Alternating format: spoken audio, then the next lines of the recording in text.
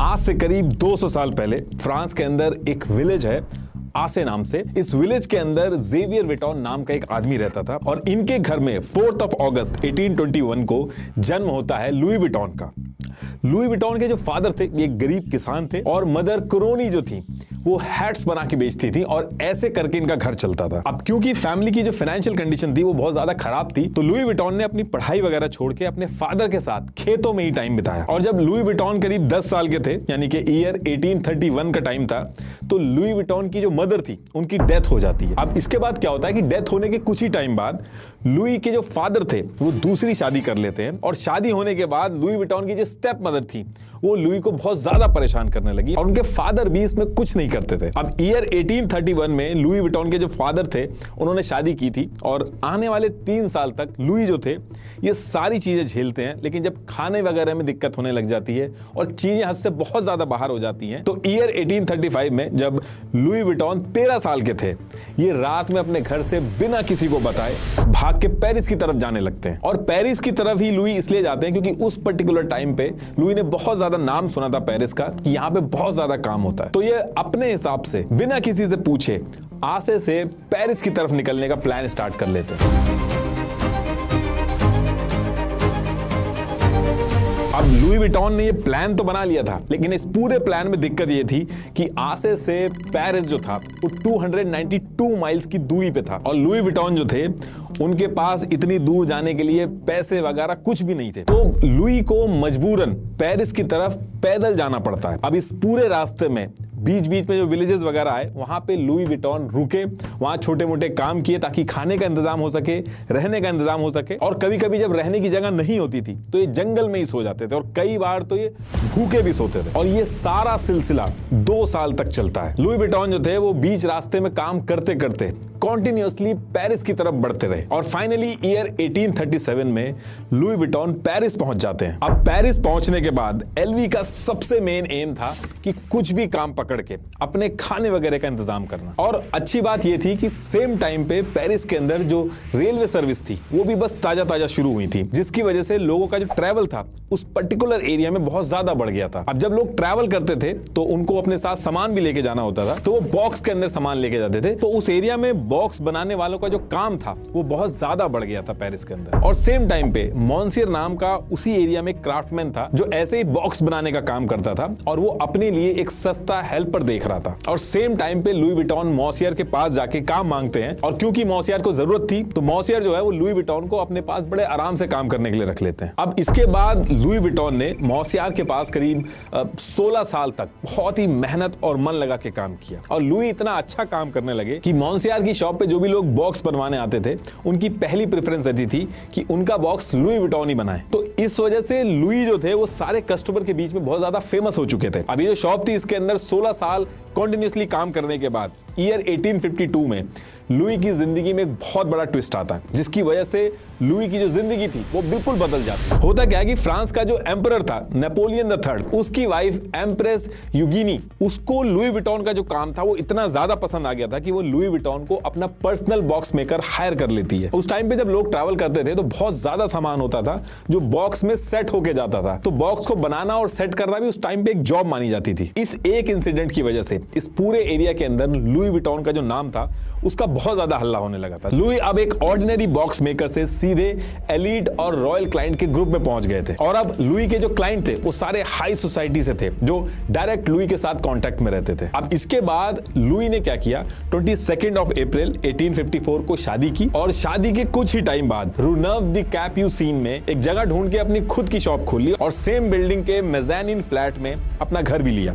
एक होमलेस लड़के के लिए बहुत बड़ा अचीवमेंट था, लेकिन आगे जो होने वाला था वो खुद लुई विटॉन ने भी नहीं सोचा था। अब लुई ने ये अपनी शॉप तो खोल ली थी, लेकिन पहले क्या होता था जब लुई ट्रंक वगैरह बनाते थे तो ये खुद बनाते थे, लेकिन जब लुई ने अपनी शॉप खोली तो वो सारे के सारे जो ट्रंक्स थे वो सप्लायर से बनवाने लगे और इससे उनकी ट्रंक की क्वालिटी एकदम डाउन हो गई, बहुत ज्यादा कंप्लेन आने लगी। तो लुई विटॉन ने ईयर 1858 में 76 रू ड्यू रोशे में एक और लोकेशन देख के ट्रंक्स के प्रोडक्शन का जो काम था वो भी खुद से ही शुरू कर दिया। अब लुई विटॉन ने जब ये अपना सारा काम स्टार्ट किया तो लुई विटॉन की आदत थी कि ये छोटी से छोटी चीज बहुत ही ध्यान से ऑब्जर्व करते थे। तो लुई विटॉन ने ये जो पेरिस के अंदर ट्रैवल के टाइम पे बॉक्स यूज हो रहा था। इसमें एक लूप होल नोटिस किया, जिसकी वजह से लुई विटॉन पहले आदमी बने पेरिस के अंदर जिन्होंने ये जो ट्रैवल लगेज का जो बैग यूज होता था, इसका पूरा गेम चेंज कर दिया।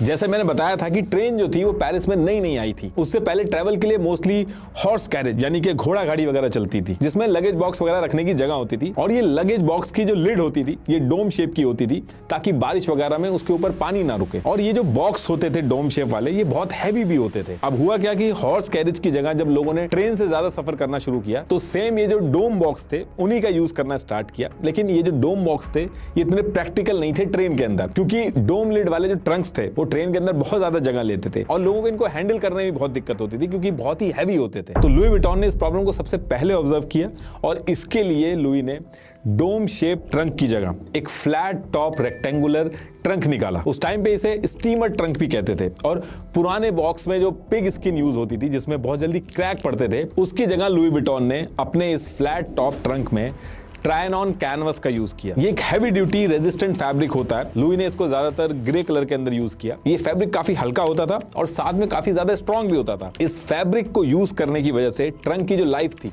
वो और ज्यादा बढ़ गई और देखने में भी ये ज्यादा अच्छा लगता था। और क्योंकि इसकी जो शेप थी वो रेक्टेंगुलर थी, तो इसकी वजह से सामान को एक के ऊपर एक रखा जाता था, जिसकी वजह से जगह का भी अच्छा यूटिलाइजेशन होता था और कन्वीनियंट भी रहता था ये। अब उस टाइम पे क्या था कि रिच लोग ज्यादा ट्रैवल करते थे और रिच लोगों को एलवी का ये जो बनाया हुआ फ्लैट टॉप ट्रंक था, इसको बहुत ज्यादा पसंद किया इन्होंने। और बहुत ही कम टाइम के अंदर लुई विटॉन के जो रेक्टेंगुलर शेप ट्रंक्स थे ये बहुत ही जल्दी फेमस होने लगे। ये जो रेक्टेंगुलर ट्रंक थे लुई विटॉन के, ये उस टाइम के हिसाब से बहुत ही क्लीन और मॉडर्न लगते थे। हाल ये हो गया था कि उस पर्टिकुलर एरिया में ये जो मॉडर्न दिखने वाले एलवी के जो ट्रंक थे, एलीट क्लास के पास बहुत ज्यादा दिखने लगे। अभी ये सुनने में बहुत ही बेसिक सा लग रहा है कि डोम शेप था उसको फ्लैट कर दिया, लेकिन उस टाइम पे पेरिस के अंदर बैग को यूज करने का जो पूरा कॉन्सेप्ट था, उसको एक होमलेस कम पढ़े लिखे लड़के ने पूरी तरीके से चेंज कर दिया था। और ईयर 1859 आते आते एलवी के जो फ्लैट टॉप ट्रंक्स की डिमांड जो थी वो बहुत ज्यादा बढ़ गई थी और एलवी रिच लोगों को ही टारगेट करते थे। उनको एक चीज समझ में आ गई थी कि अगर रिच लोगों का काम आसान कर दो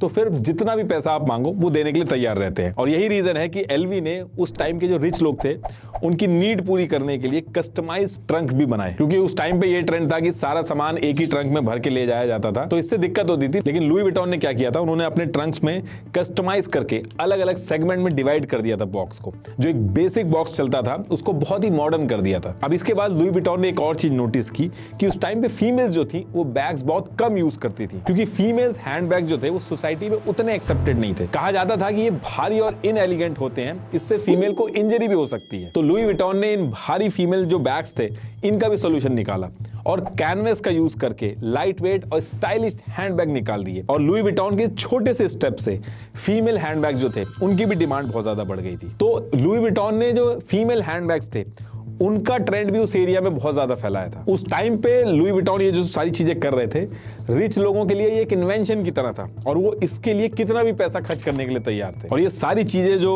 लुई विटॉन कर रहे थे उसके लिए ईयर 1867 में एलवी को पेरिस के universal exhibition at the world's fair में उसके यूनिक आइडियाज के लिए ब्रॉन्ज मेडल भी मिला। अब इसके 2 साल बाद ईयर आता है 1869 और इस टाइम पे क्या था कि एक बहुत ही हिस्टोरिकल इवेंट होना था। स्विस कैनाल की ओपनिंग होनी थी, जिससे ट्रेड और ट्रैवल के जो नए रास्ते थे वो दुनिया भर के लिए खुलने थे। जब इस स्विस कैनाल की ओपनिंग का इवेंट हुआ तो इस इवेंट में लुई विटॉन के ट्रैवल बैग्स और ट्रंक्स का एक अलग ही चार्म दिखा। फ्रांस के सारे एलीट क्लास एलवी के स्टाइलिश ट्रंक्स और बैग्स लेके पहुंचे वहां पे।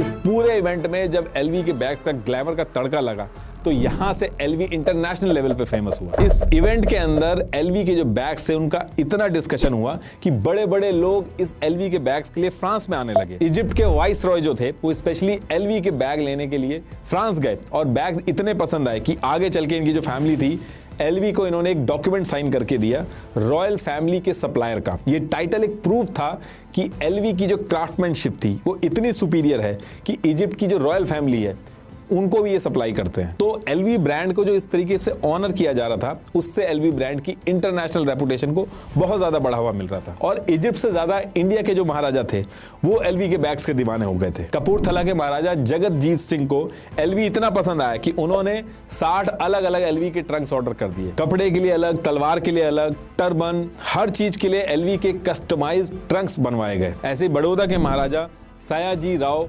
गायकवाड़ भी एलवी के रेगुलर कस्टमर बने। जम्मू कश्मीर के महाराजा हरि सिंह ने 7 महीने में एलवी से 38 कस्टमाइज्ड ट्रंक्स मंगवाए।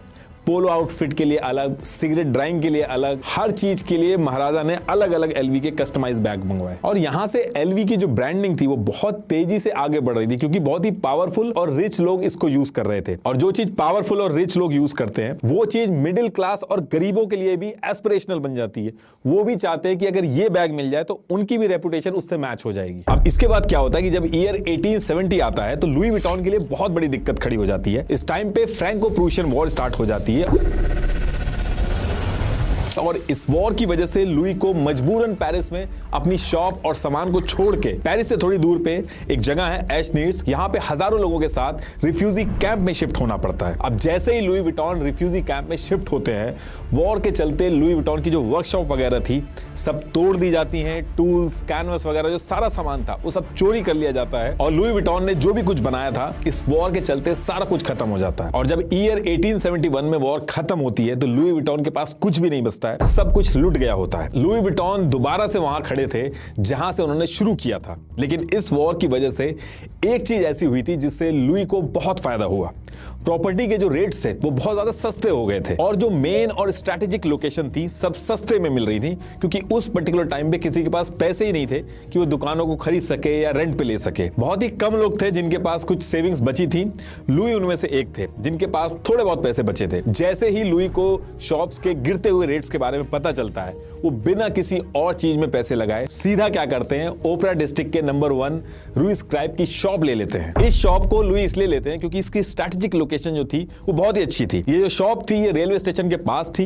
ग्रैंड होटल और होटल स्क्राइब जो था वो सामने ही था। स्ट्रैटेजिकली काफी अच्छी लोकेशन थी। पूरे एरिया के जो ट्रैवलर्स थे वो होटल या फिर ट्रेन या ट्रैवल के चक्कर में इस एरिया से जरूर होके गुजरते थे और फिर दोबारा से बहुत ही कम टाइम में लुई का जो बिजनेस था वो दोबारा से फ्लरिश करने लगता है। अब